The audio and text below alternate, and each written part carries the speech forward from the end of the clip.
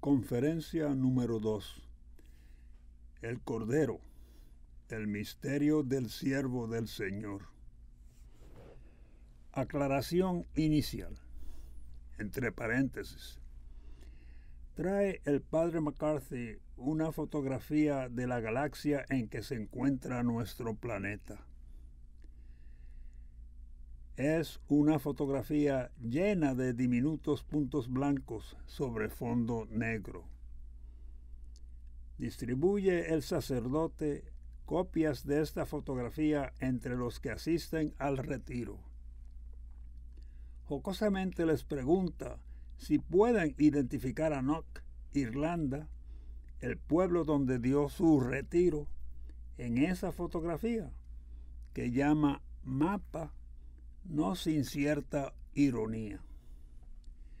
Hoy día, en vez de la fotografía, el padre McCarthy exhibe un documental a todo color para ilustrar de manera mucho más efectiva el mismo punto, a saber, que a partir de la superficie de la Tierra, el foco de la cámara se aleja por planos sucesivos, adentrándose en el espacio infinito del universo. A principios de la década de los 1960, aconteció algo que afectaría a la humanidad sustancial y permanentemente. Una astronave partió de la Tierra, fue más allá de la atmósfera del planeta, fijó las lentes de sus cámaras fotográficas en lo que había dejado y mostró, para que todos lo viesen, un puntito azul en medio de la inmensa oscuridad del espacio. Unos 500 años antes, Copérnico y otros pocos matemáticos y físicos brillantes habían hallado por cálculo que la Tierra gira alrededor del Sol, y no lo inverso. Calcularon que había otros planetas y que vivíamos en un mundo donde las estrellas no son meramente puntos en el cielo, sino que están situadas muy, muy lejos. Ahora bien, solamente unos pocos individuos hábiles en matemáticas y física muy elaboradas lo sabían. En verdad, nuestro planeta tan solo es uno de pocos en el sistema solar. La Tierra es como una millonésima parte de lo que es el Sol. Una millonésima parte. 1.000.000 de tierras cabrían en el Sol. Estrella de mediano tamaño en nuestra galaxia, la Vía Láctea, que contiene millones de estrellas. Y esa galaxia es una entre muchas, entre 100 millones de galaxias, con 1.000.000 de millones de soles cada una. Eso es realidad. Eso sí es realidad. Vivimos en ese universo. Comienzo por este asunto debido a lo siguiente. La teología, la espiritualidad, digámoslo así, del Cordero de Dios, se inicia con la noción y la experiencia de que el ser humano no es lo que el sentido común parece indicarnos.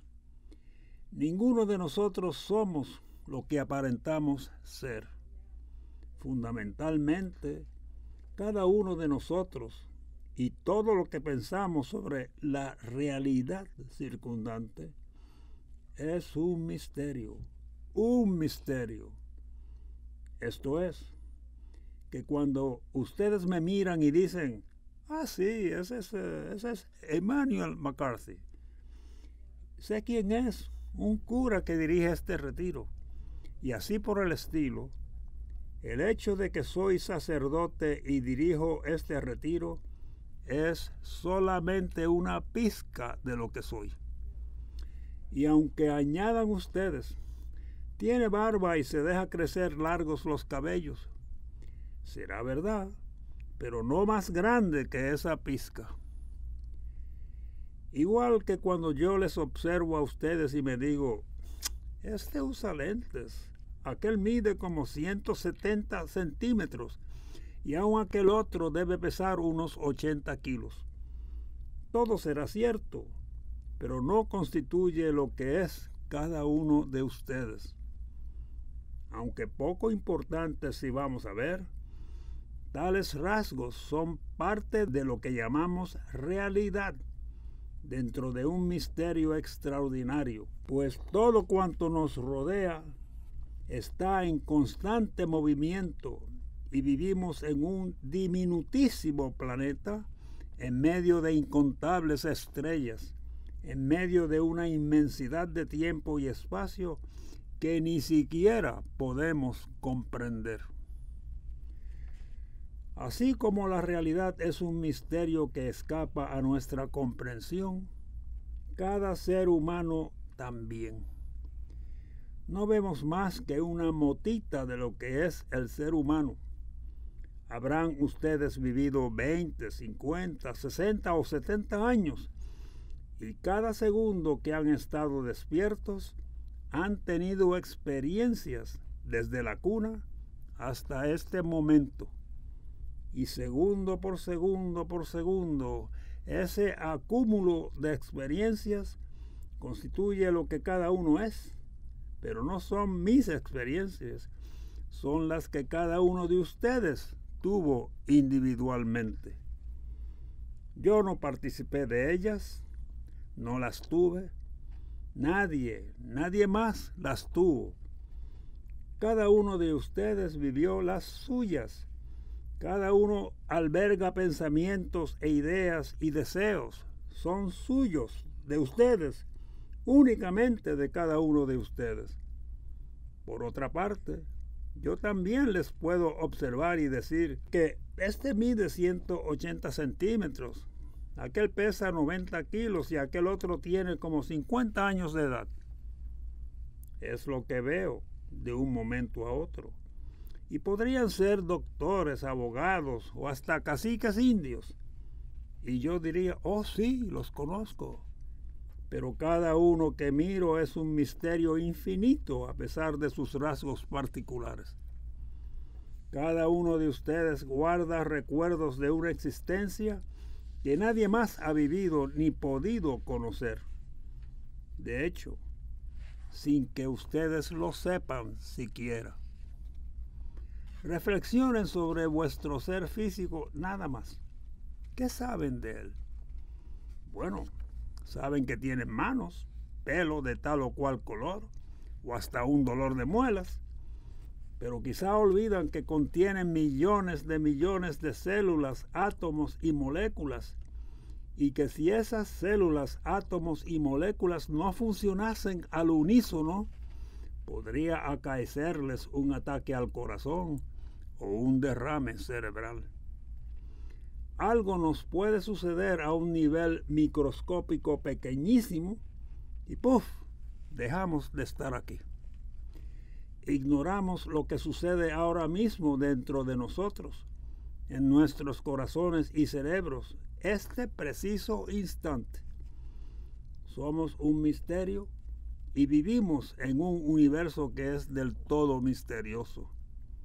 En el estricto significado de la palabra, comprendemos una trillonésima parte, o aún menos, hasta de lo que pasa en realidad.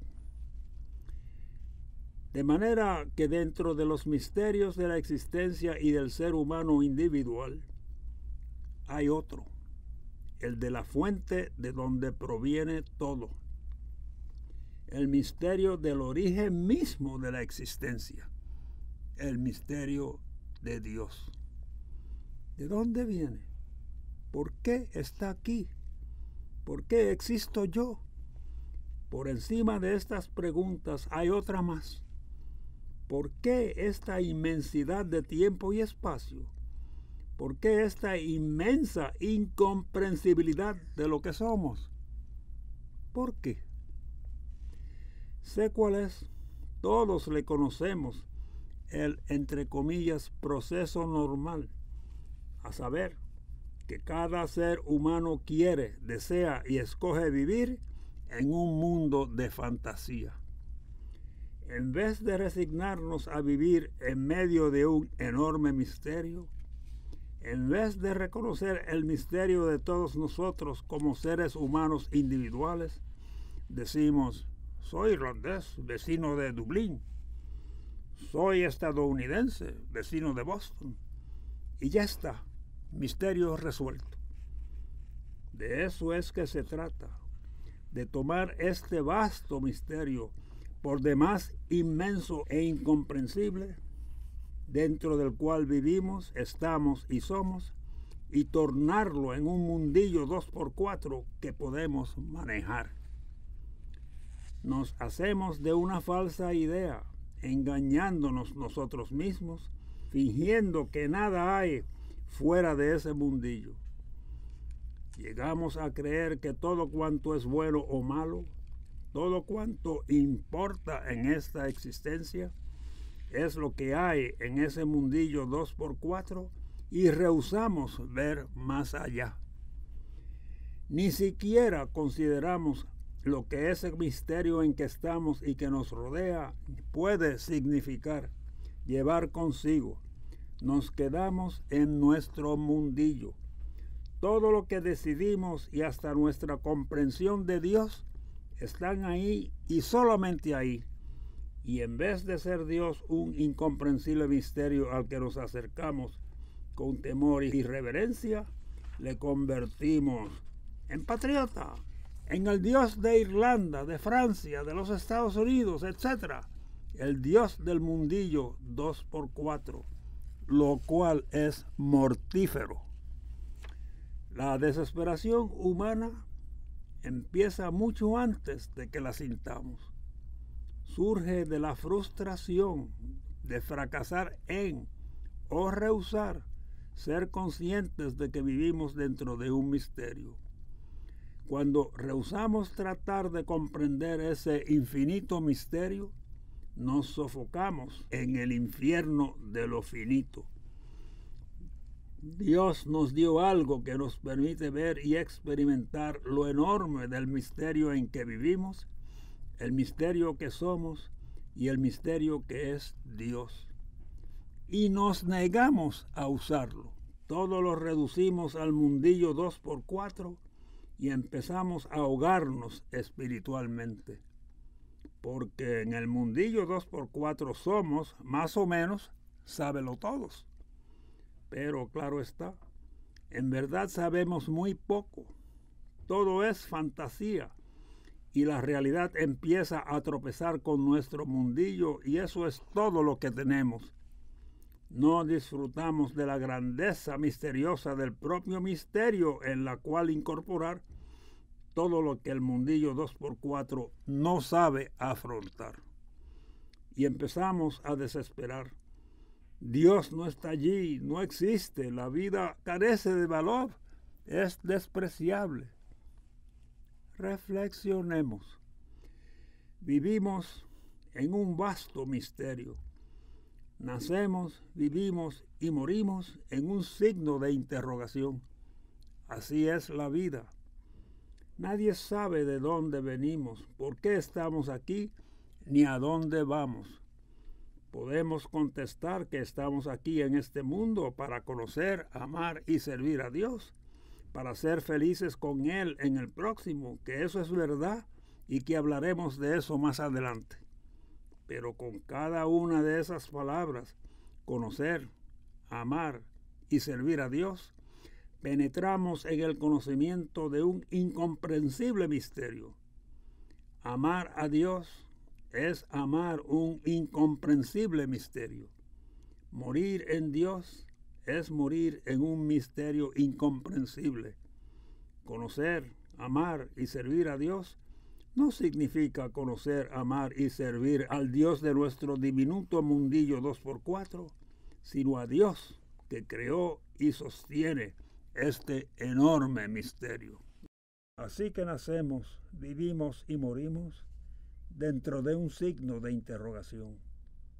nos rodea el misterio, pero eso no justifica que desesperemos, porque sabemos que el Sol es 1.000.000 de veces más grande que la Tierra, que es solo una de 100 millones de estrellas en nuestra galaxia que es, a su vez, una no más entre 100 millones de otras en el universo que se conoce, universo del cual solo sabemos algo, digamos, de su 10ª parte. Pero aquí está el meollo del asunto, que ya sea el Sol, la Tierra, nuestro sistema solar, nuestra galaxia o todas las demás galaxias, ninguna puede comprendernos, aunque nosotros sí podemos comprenderlas. El Sol no sabe que está aquí, pero nosotros sí.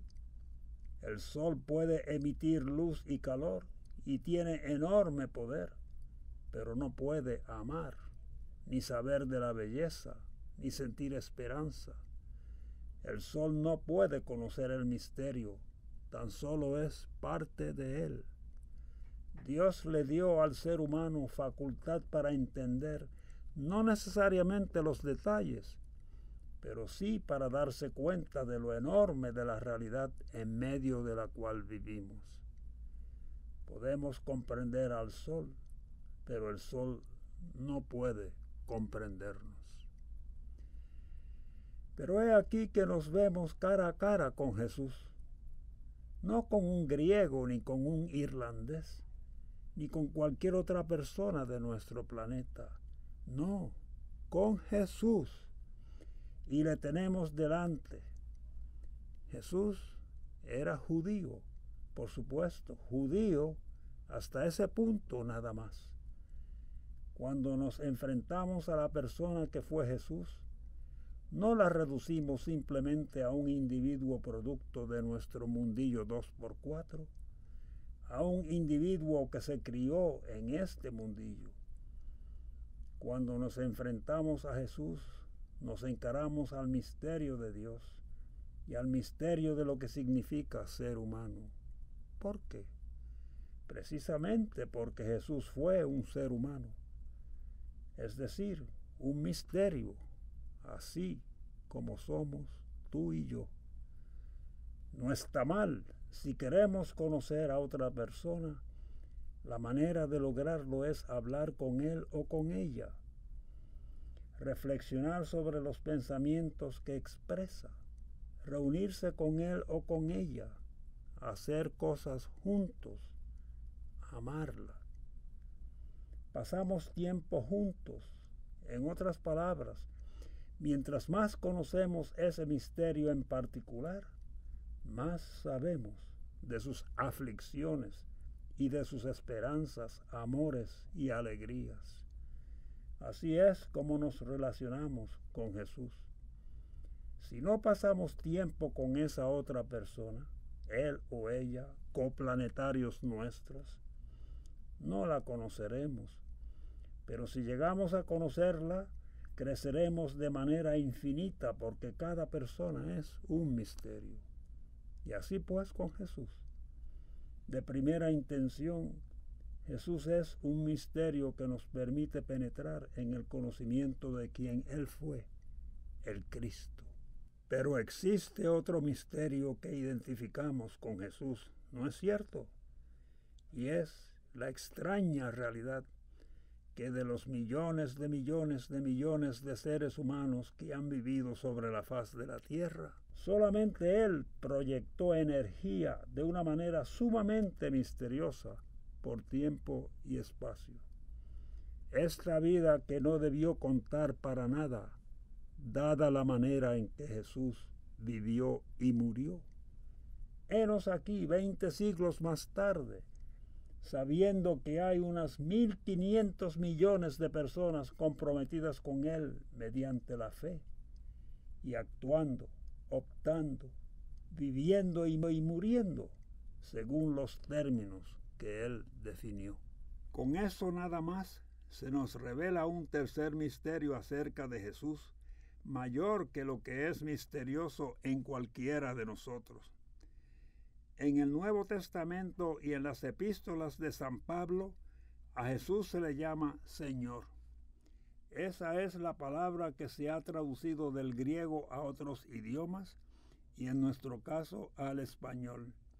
En el Nuevo Testamento no leemos Señor, sino la palabra griega Kyrios. Kyrios Jesucristi. No se usa Kyrios para denominar a otros. Pongamos por ejemplo a Winston Churchill, quien fue nombrado Lord de Inglaterra por el Parlamento y la reina de su país. Yahvé, como sabemos, es el nombre que empleaba el pueblo judío para llamar a Dios, pero por lo santo que es ese nombre, los judíos no lo pronunciaban. Nunca dicen Yahvé para referirse a Dios, dicen, en hebreo claro está, Adonai. La traducción de Adonai al griego es Kyrios, que significa Dios refiriéndose a Dios, no a cualquier lord de Inglaterra. Los judíos, estrictamente monoteístas, y en particular los más próximos a Jesús, la generación apostólica, adoptaron el nombre corriente de Dios y se lo aplicaron a Jesús, Kyrios Jesucristi. Los contemporáneos de Jesús así revelaban que habían tenido una experiencia única, que esta persona que había vivido, muerto y resucitado entre ellos era divina, divina. Eso sucedió a la primera generación de cristianos. Vivieron el misterio que llamamos misterio de la existencia, el de Dios. Así experimentaron a Jesús los que vivieron próximos a Él, algo por las que no pasa cualquiera que te experimente a ti o me experimente a mí. Y eso fue lo que dijeron quienes le llamaron entonces Kyrios Jesu, el Señor Jesús, o Kyrios Jesucristi, el Señor Jesucristo, para dar a conocer al divino Señor. Así pues, nos damos con 4 misterios. Primero, el misterio del universo cuyo inmedible tiempo y espacio y sus dimensiones grandes o pequeñas no podemos de ningún modo comprender. Segundo, el del ser humano. Tercero, el de Dios, la fuente de todo, la que hizo ese todo y le mantiene. Y finalmente, cuarto, dentro de todo lo demás, el de Jesús. Jesús, persona de carne y hueso como nosotros, por lo tanto parte del misterio físico que llamamos universo. Jesús la persona, tan humano como nosotros, y por lo tanto también parte del misterio humano que somos. Jesús la persona, a quien dieron el nombre de Kyrios, en consecuencia de lo cual es parte del misterio divino. En la Iglesia Católica tenemos 7 sacramentos, pero sacramentos no es el nombre original. Para esas 7 ceremonias, bautismo, penitencia, Eucaristía, etc., el término que se usaba y que aún emplean los ortodoxos y los católicos del cercano oriente es misterio. Los 7 misterios santos. Los 7 misterios santos. En el bautismo o en la comunión y en los otros 5 misterios, y teniendo en cuenta que cada uno de nosotros también es misterio, entramos, gracias al misterio de Jesucristo, en su misterio, esto es, en el misterio de Dios. De alguna manera lo hacemos mediante el misterio mismo del asunto en los 7 misterios santos. Por lo tanto, cuando nos ponemos de cara ante Jesús, estamos frente a alguien que nos exige a cada uno de nosotros individualmente que nos preguntemos, ¿quién es este? Si desde la cuna se nos crió cristianos católicos, somos capaces de no hacer caso. No hacer caso a que nuestra religión es encuentro con y participación en el abrumador misterio de Dios, y que al no hacer caso facilitamos que otros nos imiten y que igualmente desatiendan.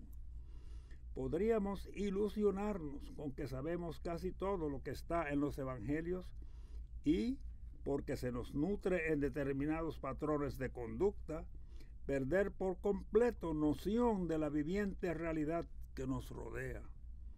Podemos, por ejemplo, comulgar, recibir la hostia, el cuerpo y la sangre de Cristo y asegurarnos por dentro que, claro está, he participado en un acto divino, aunque nos mantengamos completamente ajenos a lo enorme del misterio en que hemos penetrado, el misterio de la persona, el de la materia, el de la fuente de la existencia, el de una vida que se extiende en tiempo y espacio. Y entonces todo eso se hace hábito y rutina. En consecuencia, pierde el valor y la fuerza y la vida que podría significar. Lo mismo nos pasa con el misterio de Jesús que con el de Dios. Llegamos a ser tan indiferentes y pasivos con aquel como con este. Pero los de la primera generación que estuvieron con Jesús, que anduvieron a su lado como con cualquier otro ser humano, los que le hablaron, ¿cómo le vieron? ¿Qué dijeron? Entre otras cosas, que no sabían en presencia de qué estaban, pero sí que era algo extraordinario, algo fuera del entendimiento humano. ¿Cómo lo sabemos? Lo sabemos porque en el Nuevo Testamento los diferentes autores que escribieron sobre cómo se percibía a Jesús, quién y qué era, recurrieron a diferentes títulos en su intento de describirle, y ninguno de esos títulos fue de los que usaríamos para ti o para mí, para el tendero o para el abogado. Ninguno. Por ejemplo, dijimos hace poco que le llamaban Jesús Kyrios. Le dieron a Jesús el mismo nombre que a Dios. Parece imposible. Equivale a decir que Jesús es Dios. No usamos la palabra Kyrios para hablar acerca de un ser humano cualquiera. En el Nuevo Testamento le llamaron el profeta. No un profeta, sino el profeta. No es lo mismo un profeta que el profeta, porque en la tradición judía se suponía que el profeta sería final y último, el profeta por excelencia.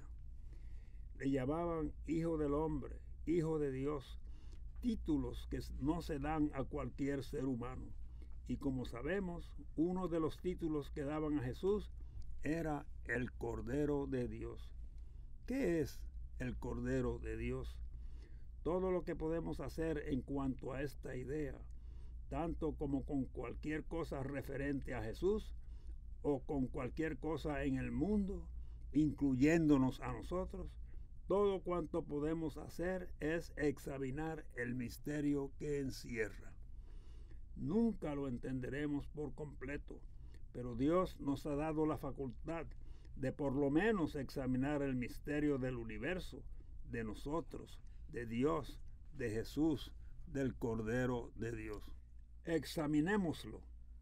El Cordero de Dios es un símbolo que se refiere directamente en el Antiguo Testamento a una sola cosa, a algo que se encuentra en un poema del libro de Isaías. El poema empieza en el capítulo 42 de Isaías. Se le conoce como el himno del siervo de Yahvé o del siervo. Ahora bien, Cordero de Dios es un nombre con el cual se denomina al siervo. De hecho, Cordero y siervo eran una sola palabra en el arameo galileo que hablaba Jesús. Así, por ejemplo, cuando Juan el Bautista, que también hablaba el arameo de Galilea, dijo, cito, ese es el Cordero de Dios, los que le oyeron comprendieron simultáneamente que decía, cito, ese es el siervo de Yahvé. El poema de Isaías es el himno del siervo de Yahvé, el siervo de Dios. Como sabemos, Yahvé es el nombre hebreo de Dios. Esto es importante. Permítanme, pues, mencionar algo que les demostrará cuán importante es. El Antiguo Testamento provee el contexto y el simbolismo en que se escribió el Nuevo. De ningún modo es posible echar a un lado al Antiguo sin darnos cuenta que si ese escrito faltase, el Nuevo sería totalmente incomprensible. Por ejemplo, cuando crucifican a Jesús, éste dice, como todos sabemos, cito, Dios mío, ¿por qué me has abandonado? Cierra la cita. De cierto modo, es verdad que tal expresión viene a los labios de mucha gente que muere de dolor y desesperación. Por ejemplo, si los han torturado, se sienten abandonados por Dios.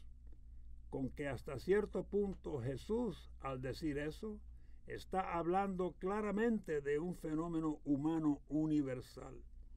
Por alguna razón misteriosa, a nosotros los seres humanos nos gusta dar gracias a Dios cuando algo feliz nos ocurre, sacarnos el gordo, por ejemplo. Pero por otra parte, cuando algo no nos va bien o nos duele, pensamos que Dios ya no está a nuestro lado. Por ende, cuando Jesús fue crucificado, con su grito, Dios mío, ¿por qué me has abandonado?, reflejó lo que sienten los seres humanos porque él también era humano y llegó a pensar que Dios le había abandonado, llegó a sentir la ausencia de Dios. Pero hay más. Dios mío, ¿por qué me has abandonado? Son las primeras frases del Salmo 22 que nos habla de la desolación que puede sentir el ser humano, pero a su vez concluye con una nota de rara esperanza porque Dios puede salvar y sí salva. Cuando los que asistían al suplicio de Jesús le oyeron decir, Dios mío, ¿por qué me has abandonado? Marcos 15:34, Mateo 27:46, comprendieron que Jesús de veras se estaba muriendo. Recordemos que los antiguos, especialmente los que supieron de los evangelios, aprendían mediante la palabra hablada y entendieron que Jesús también sufrió físicamente, que era un verdadero ser humano y sufría como todos ellos sufrían. Pero por lo mismo comprendieron que esas frases igualmente significaban que la desolación humana no es lo definitivo. Se sabían de memoria el Salmo 22. Cada judío lo había oído día tras día desde que estuvo en su cuna. Es decir, por todo el Nuevo Testamento hay referencias al Antiguo que determinan el significado del Nuevo. Entre paréntesis, en esta conferencia cito al exégeta de la Biblia, John L. Mackenzie. Mackenzie, sacerdote católico, fue uno de los más prominentes intérpretes de la Biblia en el siglo XX. Falleció en 1992, según recuerdo. Para darnos cuenta de cuán erudito en su campo favorito fue Mackenzie, y es importante decir esto porque tenemos que saber con cuánta autoridad hablaba, su voz descolla en medio de la cacofonía de voces que se expresan sobre este asunto. Sepamos que fue el primer católico elegido a la presidencia de la Sociedad de Literatura Bíblica. A dicha sociedad de escala mundial no entra cualquiera. Muy pocos exégetas de la Biblia son elegidos a ella. Es la sociedad bíblica de mayor renombre, la crème de la crème. Y decía, cierra el paréntesis, y decía Mackenzie sobre el siervo, el Cordero de Dios, que las referencias a ese personaje en el Nuevo Testamento son incontables.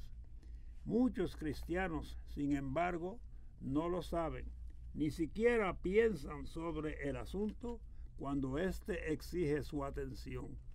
Recordemos que el siervo es el Cordero de Dios. Para empezar, no obstante, ¿quién es el siervo? Se trata de una persona, aunque no lo olvidemos, puesto que es un poema, persiste la duda sobre si se refiere a una persona o a una comunidad. La ambigüedad, sin embargo, es intencional. El personaje del poema es persona y comunidad a la vez. La persona, el siervo o la comunidad es benévola, no violenta, inocente, nada malo ha hecho. Mas un desastre la aplasta, el mal la golpea y la destruye, se le atormenta, y no devuelve mal por mal, aunque esté a punto de la ruina. Concluye el poema prediciendo que ese siervo, apacible, ajeno a la violencia, inocente, indefenso ante el mal que le tritura, traerá la salvación a Israel y al resto del mundo. En los evangelios sinópticos, Mateo, Marcos y Lucas, cuando Jesús recién bautizado emerge del agua, se oye una voz cuyas palabras son idénticas en los tres. Cito: este es mi Hijo, el amado, este es mi elegido. Cierro la cita. Mateo 3:17, Marcos 1:11, Lucas 3:22. Esto es importante porque en los sinópticos tales palabras evocan directamente las que inician el himno del siervo de Yahvé. Cito: he aquí mi siervo a quien yo sostengo, mi elegido, el preferido de mi corazón. Cierra la cita. Isaías 42:1. Los que estudian a fondo e interpretan la Biblia están de acuerdo en que así es. Es decir, que cuando se bautiza a Jesús, Dios le revela que Él, Jesús, es el siervo de Israel y del mundo, que Él es el Cordero de Dios. Ya bautizado, Jesús entiende que su misión es ser siervo de Israel y que su misión es la misión del Cordero de Dios. De ahí tal vez que el Evangelio de San Juan sea el único que no narra el bautismo de Jesús. Pero, ¿qué vemos en este Evangelio de Juan? Vemos que concluido el bautismo, Jesús pasa cerca de Juan el Bautista y éste dice, cito: ese es el Cordero de Dios. Cierro la cita. Juan 1:36, que equivale a decir, ese es el siervo. El título y la realidad del siervo son la conciencia original que Jesús adquiere de sí mismo, la revelación original en la Escritura, la que nos alcanza y atañe, no la de los títulos que la comunidad le impone.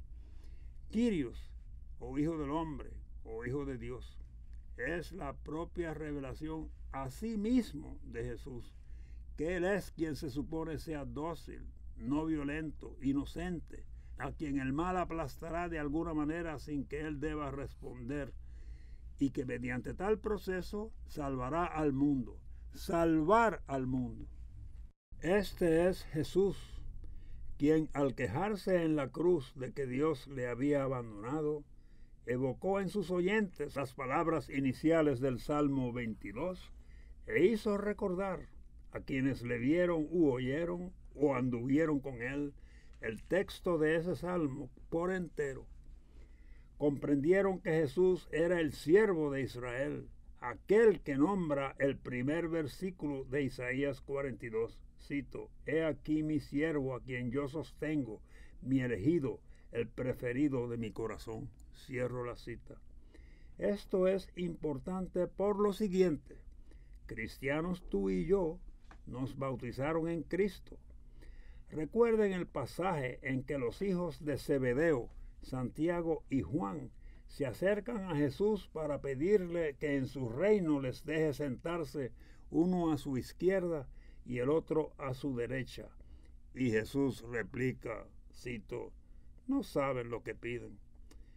¿Pueden beber la copa que estoy bebiendo o bautizarse como me estoy bautizando? Cierro la cita. Marcos 10:38. Ellos contestaron, sí podemos. Que es como decir impensadamente, pues claro. Juan y Santiago probablemente calculaban que Jesús iba a hacer algo así como un político revolucionario, uno que treparía hasta lo más alto del montón, y ellos querían para sí los asientos de mayor relieve junto al rey. Los querían con la intención de establecer reglas y mandar. Y Jesús, para señalar el contraste, les opone la imagen de su bautismo. Se refiere al bautismo del Cordero de Dios, del siervo de Yahvé. ¿Y cuál era ese bautismo? Era el bautismo del siervo. En griego, bautismo significa inmersión total. Por eso es que en casi todas las iglesias, excepto la católica occidental, cuando bautizan a niños o adultos, les sumergen por completo en el agua. En la católica les rocían con agua bendita. Nada malo tiene eso porque se trata de un acto simbólico. ¿Simbólico de qué? De la inmersión total. Mas, ¿inmersión en qué? Inmersión en Jesús, el siervo, en su bautismo. Inmersión total en la mansedumbre, en la no violencia, en devolver bien por mal, en hacerse parte de esa comunidad que con Jesús salva al mundo. Transformarnos, para emplear lenguaje técnico, en corredentores con Jesucristo. Aquí el padre McCarthy lee las estrofas iniciales, Isaías 42, 1, 4, y finales, Isaías 52, 13 a 53, 12, del himno del siervo sufriente, y subraya cómo las últimas son paralelo de la pasión de Jesús. Isaías 42, 1, 4. He aquí mi siervo a quien yo sostengo, mi elegido, el preferido de mi corazón. He puesto mi espíritu sobre él, y por él las naciones conocerán mis juicios. No clamará, no gritará, ni alzará en las calles su voz, no romperá la caña quebrada, ni aplastará la mecha que está por apagarse. Con toda seguridad llevará a cabo mis juicios, no se dejará quebrar ni aplastar hasta que reine el derecho en la tierra. Los países lejanos esperan sus ordenanzas. Isaías 52, 13, 15 al 53, 1, 12. Mírenlo bien que le irá a mi servidor. Ocupará un alto puesto, será grande y famoso. Así como muchos quedaron espantados al verlo, pues su cara estaba tan desfigurada que ya no parecía un ser humano, así también numerosos pueblos se asombrarán, y en su presencia los reyes no se atreverán a abrir la boca cuando vean lo que nunca se había visto y observen cosas que nunca se habían oído. ¿Quién podrá creer la noticia que recibimos? Y la obra de Yahvé, ¿a quién se la reveló? Este ha crecido ante Dios como un retoño, como raíz en tierra seca. No tenía gracia ni belleza para que nos fijáramos en él, ni era simpático para que pudiésemos apreciarlo. Despreciado y tenido como la basura de los hombres, hombre de dolores y familiarizado con el sufrimiento, semejante a aquellos a los que se le vuelve la cara. Estaba despreciado y no hemos hecho caso de él. Sin embargo, eran nuestras dolencias las que él llevaba, eran nuestros dolores los que le pesaban, y nosotros lo creíamos azotado por Dios, castigado y humillado. Fue tratado como culpable a causa de nuestras rebeldías y aplastado por nuestros pecados. Él soportó el castigo que nos trae la paz, y por sus llagas hemos sido sanados. Todos andábamos como ovejas errantes, cada cual seguía su propio camino, y Yahvé descargó sobre él la culpa de todos nosotros. Fue maltratado y él se humilló y no dijo nada. Fue llevado cual cordero al matadero, como una oveja que permanece muda cuando la esquilan. Fue detenido y enjuiciado injustamente, sin que nadie se preocupara de él. Fue arrancado del mundo de los vivos y herido de muerte por los crímenes de su pueblo. Fue sepultado junto a los malhechores y su tumba quedó junto a los ricos, a pesar de que nunca cometió una violencia ni nunca salió una mentira de su boca.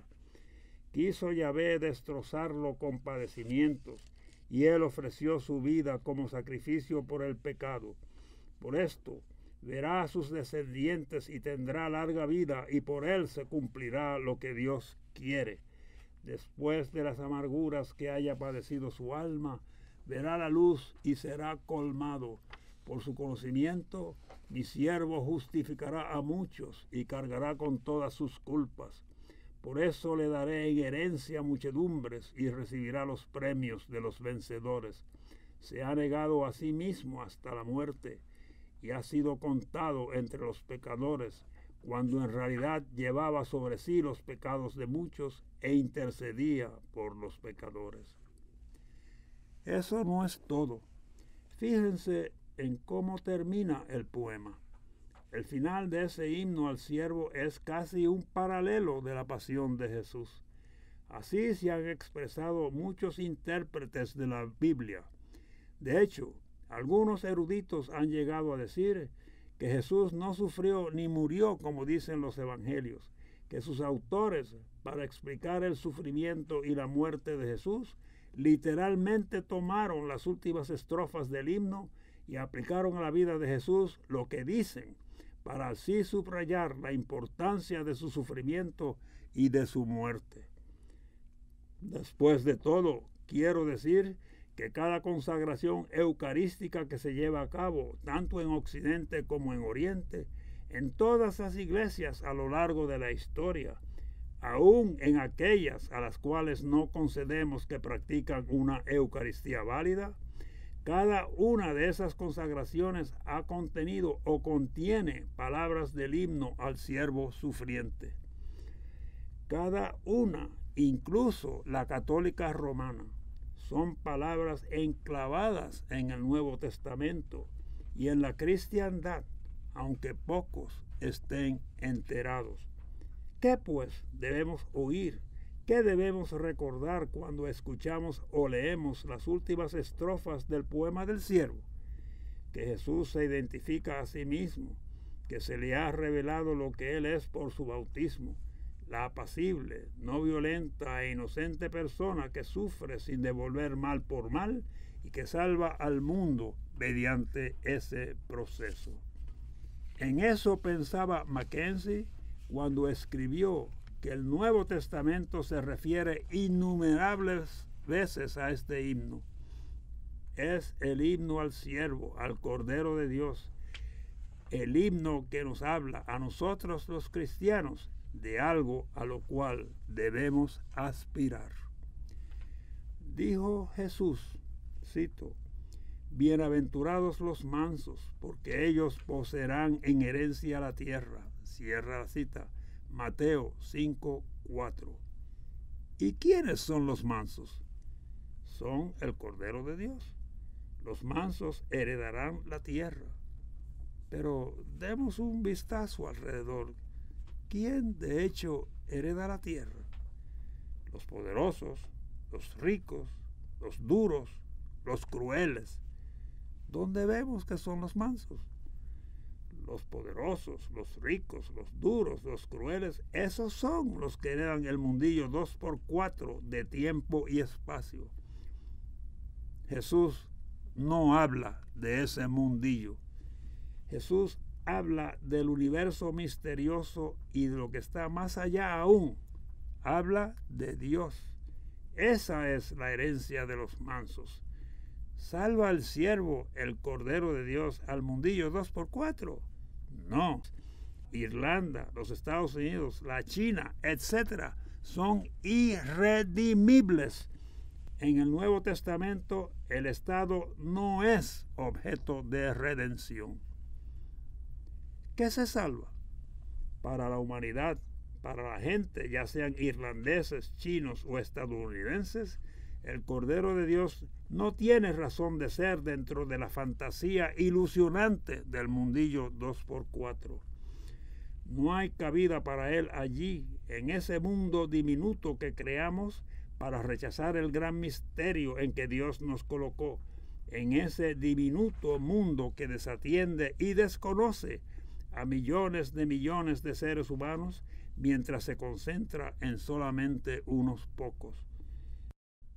Pero el Cordero de Dios no carece de sentido. Al contrario, lo tiene totalmente. Se justifica en el contexto del vasto misterio de la existencia, el misterio de la persona humana, el misterio de Jesús en la humanidad, el misterio de la fuente de todo, de la fuente de toda la vida y de Jesús.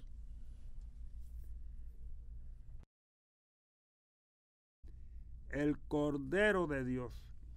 El Cordero de Dios es un concepto extraordinario que se halla en el Nuevo Testamento. No hemos sondado su profundidad, no hemos, en la mayoría de los casos, meditado sobre él en las iglesias o en la comunidad. Pero mediante el manso Cordero de Dios nos salvamos todos.